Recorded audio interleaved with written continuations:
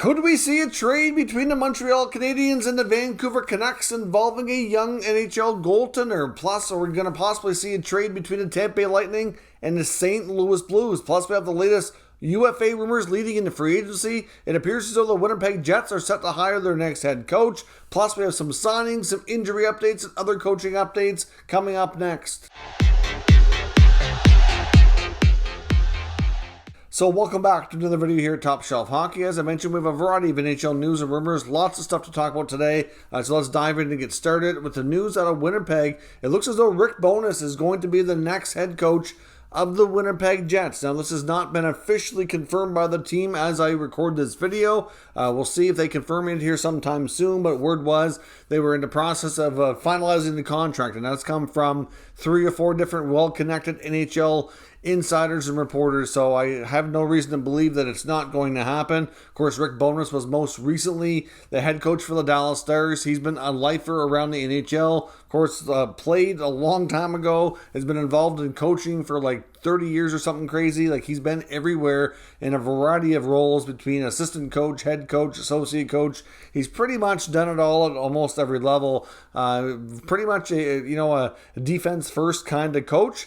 Be interesting to see how things go. I mean, obviously, not the guy that we really had in mind for Winnipeg by any means. Might not even be their second or even third choice. There was reports that they were talking to Rick Tocchet, but there's no real confirmation. The last I had heard there was that things never got too far along, so I don't know if it was a scenario where they weren't making an offer, or maybe Tocchet decided that he liked the opportunity to stay with his TV gig better. Maybe, I'm not really sure. But either way, it should be interesting. Of course, Bowness worked for the Jets before, many moons ago. So certainly going to come full circle and go back there by the looks of things. And we'll see where things go. The Jets are going to be one of the more interesting teams to see, especially around the draft and free agency, how they kind of dictate their offseason here. There's going to be lots of moving parts in a team that's kind of in transition, you could say, right now. So we'll see where this goes when the team confirms it. But that appears to be the direction that they're heading in. Now, of course, we haven't seen any NHL buyouts here as of yet. Of course, the buyout window opened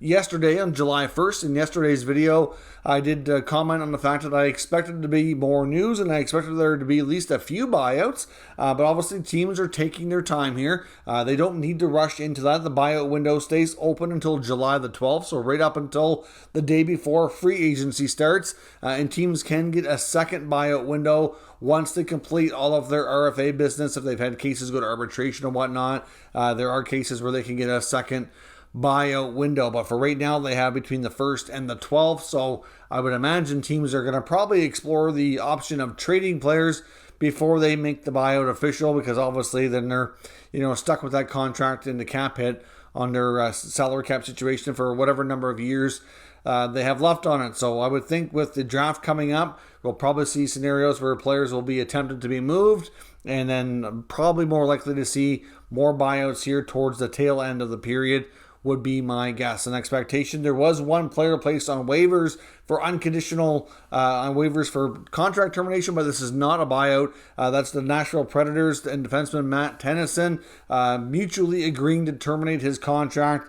So that has been completed and cleared, and he's now an unrestricted free agent. But I know when that first broke yesterday, it looked like that was a buyout, but that is not an actual buyout. That's a mutual termination scenario. Now, we did see a signing as well with the New York Rangers, and we got news out of New York that a few of their players actually want a trade. So they've signed a restricted free agent forward Julien Gauthier. He was a pending RFA. He gets a 1-year deal, $800,000, but this is a one-way contract. But Gauthier has requested a trade from the Rangers. So clearly, Chris Drury and company there felt it was more likely that he would have better value being traded with a contract in place at obviously a lower value, which certainly makes sense. Gauthier wouldn't have been able to command much more for a contract. Certainly, he's been a player who's been trying to get more opportunity and really has not been able to stick for long stretches of time. I honestly thought this might be the year for him this past year, given the fact that there was familiarity with himself and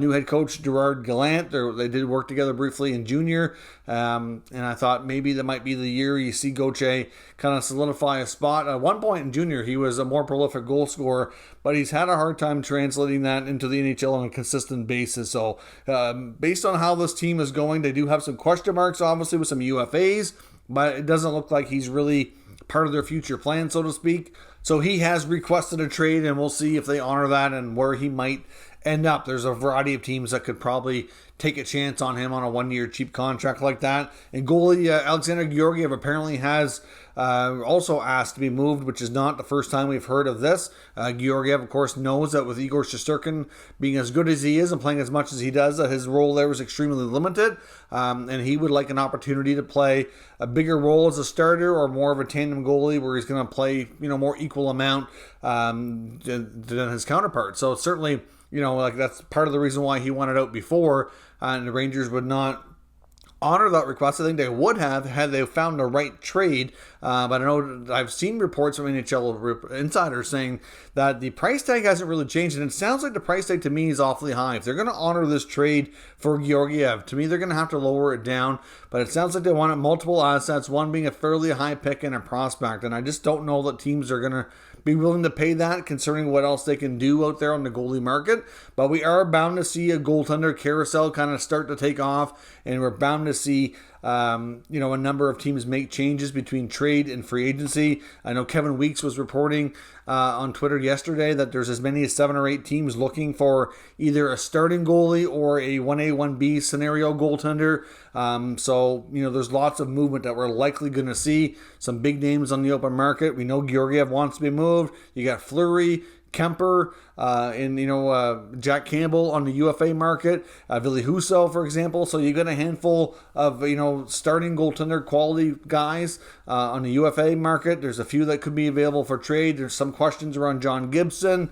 You kind of wonder about a few other veterans too. So there's bound to be movement, and I think once it starts and you see the dominoes start to fall, they'll probably follow suit.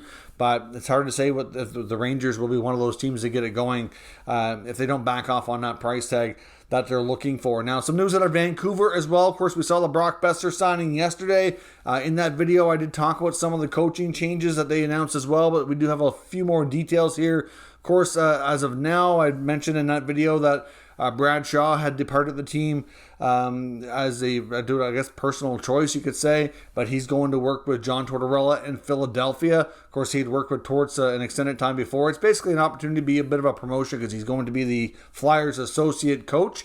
So he's gone from the Canucks organization, and they've brought in Mike Yeo, who comes over from Philadelphia, so kind of like a coaching swap. And then, of course, Trent Call also comes up as well from the American Hockey League affiliate, so that's going to be the 2 assistant coaches for Bruce Boudreau, and they've also hired former Chicago Blackhawks head coach Jeremy Colleton to be the new bench boss for the Abbotsford American Hockey League team. So a number of changes in that regard. We also saw them make some signings. They signed defenseman Jack Rathbone for a 2-year deal, $850,000. Noah Juleson gets a 1-year 2-way deal, $750,000 for him, and Will Lockwood also gets a 1-year deal, a $750,000 2-way contract as well. So Juleson and Lockwood both 2-way contracts, whereas Rathbone appears to be getting a 1-way deal at $850,000. So I expect Jack Rathbone to have more of an opportunity in Vancouver in the NHL level for the coming year. Now, back to coaching for a moment. We also saw some additions in St. Louis. Of course, they've added Craig McTavish as an assistant coach to work on the bench with Craig Berube, of course, after losing Jim Montgomery to become the head coach of the Boston Bruins. McTavish comes in to replace him. Now, of course, according to comments from General Manager Doug Armstrong and Craig Berube, they started compiling a list of people that they were interested in to look at for an assistant coach. They probably had an inkling for some time that Montgomery was in the mix for a few other jobs, so he likely wouldn't be back. And McTavish, according to what they were saying, was right at the top of their list. But of course, they say that all the time.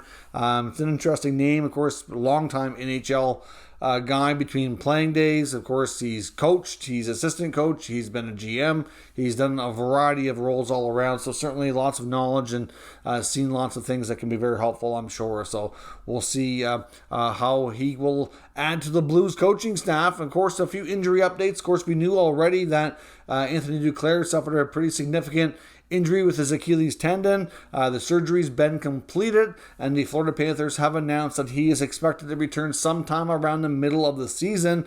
But as we know, with those kind of tears, they say 6 months a lot of times, which is probably what he's looking at here. So he's probably looking at a December or January return. But I've seen a lot of cases with a complete tear where it quite often takes longer. And even if he does make it back in that time frame, it's probably going to take him a while before he's going to feel like himself, an old self on the ice, and hopefully it doesn't really impact his abilities, because it can be quite an injury to recover from. It can have long-term effects on your skills, that's for sure, because of the type of injury that we're talking about here. Now, St. Louis Blues forward Alexei Toropchenko also had shoulder surgery. Doesn't mean it just happened now. We're just finding out about this because of the made public by Doug Armstrong. But it sounds like he's going to be out of the lineup until around December. So obviously we knew in the playoffs that he was playing with an injury. We had heard about that at the end of the season, but the surgery's been completed and he's out for a significant period of time. So I'm sure we'll probably shouldn't hear too much more about injuries at this point, except for maybe like a Tampa Bay or a Colorado player, given that their series hasn't been over for too long. Of course, we've seen the Avalanche having a good old time partying it up at the Stanley Cup here on social media over the past few days. So they're certainly having a blast. That much we know for sure. Now onto the UFA market. There's all kinds of names that are potentially on the move, maybe re-signing. We don't know. So the latest from the UFA Rumours, for example, Elliot Friedman's reporting Johnny Gaudreau in Calgary that the Flames are essentially waiting on an answer. He believes that they've tabled an offer to Gaudreau with an 8-year contract around $9.5 million per year.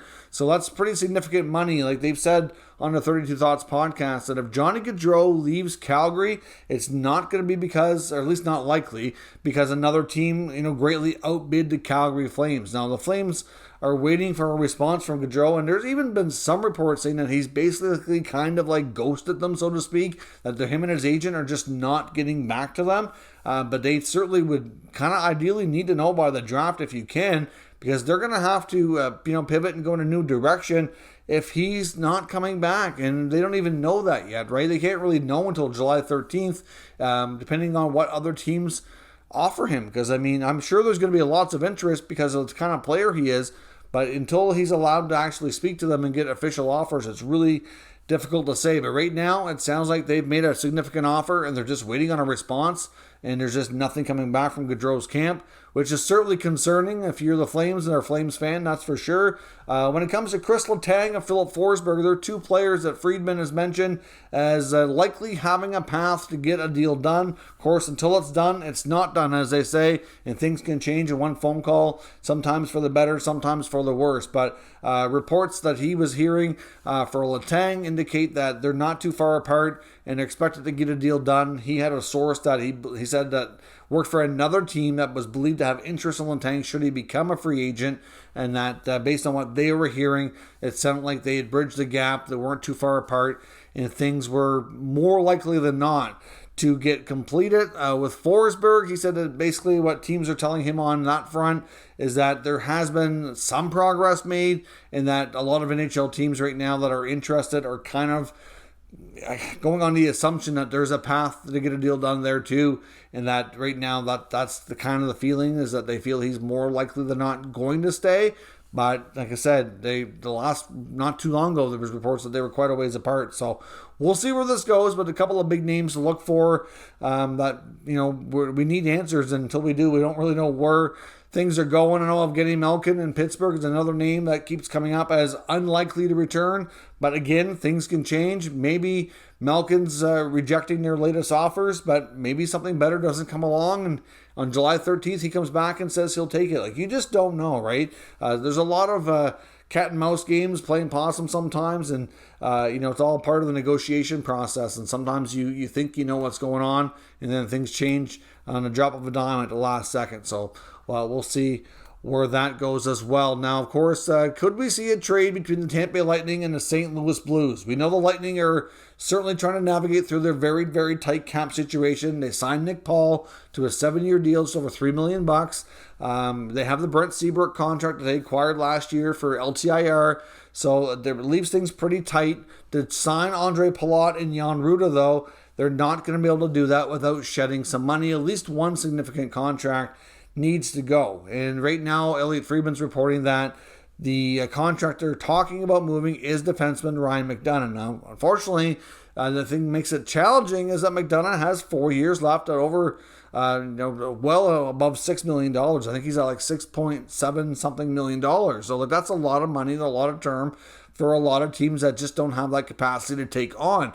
But he had indicated in his latest podcast that it looks like, based on what he was hearing and based on just his gut feeling, that the St. Louis Blues were a good fit and might be a good destination for McDonagh to land. The Blues are reportedly looking for a top 4 defenseman. Of course, we know that they probably are going to be making a little bit of a change back there. They have Krug, they have Falk, they have Parayko, and they'd like to add another top 4 ideally. I think we're going to see a guy like Scandella likely moved for an opportunity for a guy like Scott Perunovich to play more of a role in your bottom pair. Mikula might get an opportunity to play there too. So it's difficult to say exactly how that blue line shapes out, but certainly a guy like McDonagh, according to him, would be of good interest there and a good fit. So I don't know what kind of return we'd be looking at. Certainly Tampa might want a defenseman in return that's maybe making less money. So I know, like I mentioned, Scandella, I don't know if they would have interest there, or maybe Scandella's moved in a separate package. But I know even last year there was talk about the Blues maybe wanting to move on from Marco Scandella. So we'll see what happens, but I know it's not going to be easy to navigate through. McDonough's going to have to be okay with anything that happens, considering the no-move clause in his contract. Tampa is trying to move a player here with a lot of term and a lot of money. Not going to be easy, but we'll see if the St. Louis Blues end up being the trade partner that emerges so that they can hopefully keep Andre Palat. I would imagine they'll be working hard at this over the next couple of days to have an idea if they can get this done, ideally before the draft or certainly before free agency on the 13th for sure. Now, could we see a trade between the Vancouver Canucks and the Montreal Canadiens? This is a conversation that I didn't expect to be having here, but apparently young goaltender Michael DiPietro is likely getting dealt by the Vancouver Canucks, and it's likely happening sometime between now and the draft on July 7th, or possibly, shortly thereafter. So basically, we've heard comments from Jim Rutherford. It's been talked about on the Donnie and Daly show as well in Vancouver with Rick Dollywall and Donnie Taylor. And they kind of come to the conclusion that Michael DiPietro needs a fresh start, and he's likely getting dealt, and it's probably not going to be a huge return going back to Vancouver the other way. Of course, DiPietro was not a huge goaltender, and that's part of what some say might be his downfall, so to speak, or his weakness is at his size. He's 6 feet, around 200 pounds. He's not really small, but just a lot of NHL goaltenders are more monster size, if you will. A lot of them are 6'4", 6'5" nowadays. So the average goaltender, like a UC Saros, who's not overly big, for example, it's just not real common that you see a goalie that size really have long-term success at a high level in the NHL right now. It's just not something that's real common nowadays. Like I said, your average, 6'3", 6'4", 6'5" goaltender, they're bigger, they cover the net better, etc. Right? So DiPietro was a 2017 third-round pick. To some degree, some of the development issues are not entirely his fault because of the lack of playing time through the pandemic. That certainly played a role between the time of the taxi squad and the lack of opportunity to move between the borders. There's a lot of issues there that impacted a lot of young players, between junior players and guys that were kind of like him that were just in the process of turning pro, and they didn't get nearly as much NHL or AHL development time to kind of get their feet wet and kind of get their pro careers off to better starts. Now, of course, the problem too in Vancouver is they have Thatcher Demko, which is not a bad problem for the Vancouver Canucks, but it's a problem for a guy like Mikey DiPietro who's trying to get himself higher on the depth chart. Thatcher Demko is an all-star goaltender and is likely going to be the starting guy there in Vancouver for, at least as long as his contract, if not more. You're probably looking at a 7 to 8, 9 year run. Then next up, you have Spencer Martin, who's played incredibly well and likely gets the job as the backup goaltender this coming year in Vancouver as well, after putting in his time in the minors before as well. So that's likely going to be your NHL tandem. And of course, Martin's not overly old either. So you've got a fairly young NHL tandem that should be pretty good for you. Besides Michael DiPietro at the American Hockey League level, then you also have Artur Silovs as well, who's outplayed DiPietro at the American Hockey League level, and the Canucks seem to be higher on him now than DiPietro. And then to throw into that Jim Rutherford's been saying that they're intending on acquiring a veteran goaltender to work with their Abbotsford team in the American Hockey League. So, if they want to go with Silovs and a veteran, where does that leave DiPietro? In the East Coast League? Like, where are they going to put him? They're going to loan him to another team? Like, he's got no place to play. So at this point, there's been rumors and speculation from Vancouver media that the Montreal Canadiens have interest. Now, at first, I was like, really? I wonder, why would Montreal have interest? So looking at their depth chart and kind of thinking through things, it kind of does make sense. So if you take a look at it, we have obviously Carey Price is the big main goaltender in Montreal, but over Carey Price is a major question mark right now that we don't know what the future holds for him, as short or long term. He may not play this year. He may. We don't know. I mean, he still has a lot of term and money owing on his contract, but that's besides the point. If he can't play, none of that really matters. So you take Carey Price out of the equation for right now because we can't confirm he's going to play. Then you have Jake Allen, who's an NHL quality goaltender. He can be a 1A, 1B guy. He can be a backup. He can be whatever you want him to be right now. He's a veteran guy with a Stanley Cup on his resume. Doesn't have a lot of term left on his contract, but we know he's there. So that's one NHL quality goaltender you can bank on being in Montreal next year. You have Samuel Montembeault, who they picked up partway through last season I believe it was on waivers or through a trade. I can't remember. I think it was on waivers through the Florida Panthers organization. Montembeault's a restricted free agent, so he needs a new contract. He had his moments where he looked pretty good, that he might have earned himself a new deal. There was times when it wasn't so good, but really the team in front of him certainly had its fair share of moments where they weren't very good either, being dead last in the NHL. So I don't know if you can put all those losses on him, but a lot of people were under the impression that Montembeault is probably earned himself a new contract. Now, I think if Carey Price is going to play, though, then do you really have room for Montembeault? So there's a question mark there. Then, of course, you have Cayden Primeau. Now, Cayden Primeau is a similar age to DiPietro. Yes, he's had his development time. He's had time where he's looked like he's going to be the goalie of the future, but they're certainly not quite ready. Like, he's not ready for the NHL on a full-time basis. That much we can say. Could certainly use some more development. There's still some inconsistencies. And the Montreal Canadiens, I think they're still... I wouldn't say that they're down on Primeau or they lost confidence, but they're certainly not ready to promote him. And if they had another young goaltender, I guess, in the organization at the Laval level in the AHL, might not be bad. They can push each other, be a good tandem down there, and it probably would be good. So that's kind of the concept here. If Montreal acquires DiPietro, that he and Primeau can be your American Hockey League tandem. Now, Montembeault, regardless if he's back or he's not back, he needs waivers anyway, so he's not really somebody you can count on for being in Laval. He's more of a backup to Allen, so to speak, if Price is not able to play, assuming Montreal doesn't do any additional moves involving goaltenders, which we don't know at this time. So it makes sense in a way that Montreal would consider bolstering their goaltending depth. Another thing, too, is this year in the 2022 draft, there's not really a whole lot of goaltending depth from what we're hearing.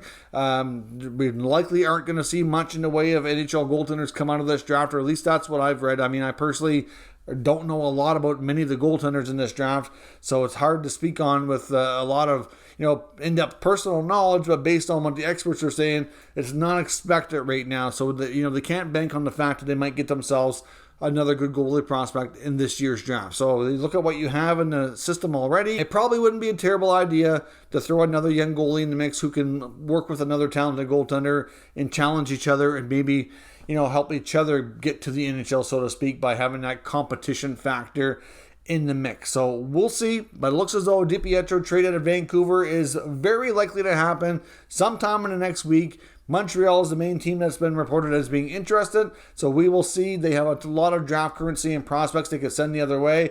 I don't think it's going to be a huge price tag, but only time will tell us. So let me know your thoughts on that potential trade down in the comments. We'll discuss further. If you're new to this channel, make sure you subscribe and stick around. We'll keep you up to date with the latest news, rumors, and analysis on all 32 NHL teams.